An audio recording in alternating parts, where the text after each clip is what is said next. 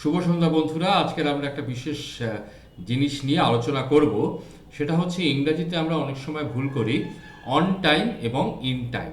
কখন আমরা on time লিখব এবং কখন আমরা ইন টাইম লিখব সেই নিয়ে কিন্তু ভুল করি।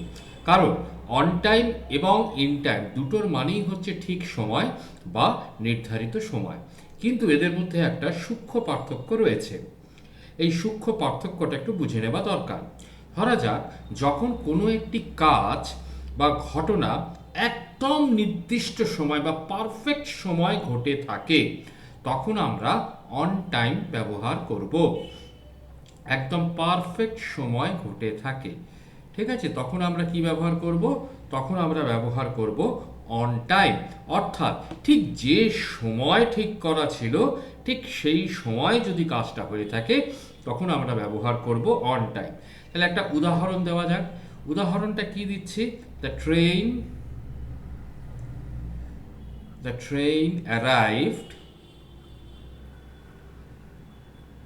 On time. The train arrived on time. এই দেখুন, অন টাইম অর্থাৎ ঠিক যে সময় ট্রেনটা আসার কথা ছিল, ট্রেনটা কিন্তু ঠিক সেই সময় এসেছে। তাহলে এইখানে কি হচ্ছে? Perfect time. পারফেক্ট যে সময় বলা ছিল সেই সময় এসেছে। The train arrived on time. সেই ক্ষেত্রে আমরা কি ব্যবহার করলাম? On time. আর একটা বলতে পারি, ধরা যাক, দ্য মিটিং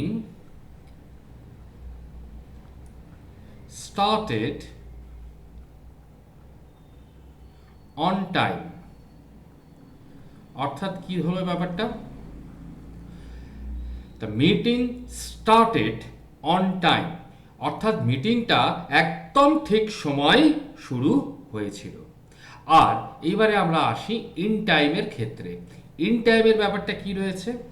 ইন টাইম মানে ঠিক সময়, কিন্তু হাতে একটু সময় রেখে।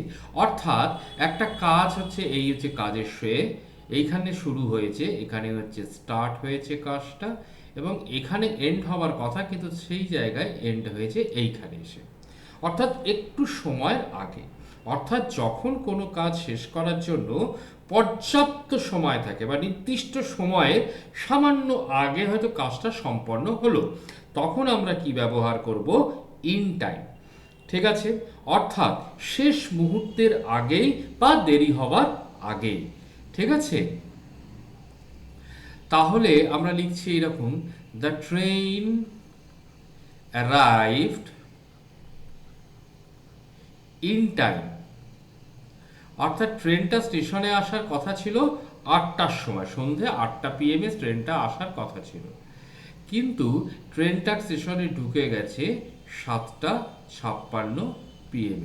তখন আমরা কি বলবো? The train arrive in time. ঠিক আছে, he got home just in time before it started raining। ঠিক আছে, তাহলে এই দেখো, তাহলে he got home just in time, অর্থাৎ বৃষ্টি শুরু হওয়ার ঠিক আগেই সে বাড়িতে পৌঁছে গেছে। তাহলে ব্যাপারটা বোঝা গেল। তাহলে অন টাইম মানে কি? একদম ঘড়ির কাঁটায় কাঁটায় পাঞ্চুয়াল। 8টা মানে 8টা, 7টা মানে 7টা। ইন টাইম মানে হচ্ছে 7টা বলা হয়েছে, 6টা 55 বা 6টা 59 বা 6টা 58-তে সে কাজটা শুরু হয়েছে। ঠিক আছে, just before it is too late, এটা বলা যাচ্ছে। ঠিক আছে, যেরকম আমরা কি বলি, the exam starts on time. Exam 10টা থেকে শুরু হওয়ার কথা, ঠিক 10টায় কিন্তু শুরু হয়েছে। তাহলে কি হচ্ছে? The exam starts on time.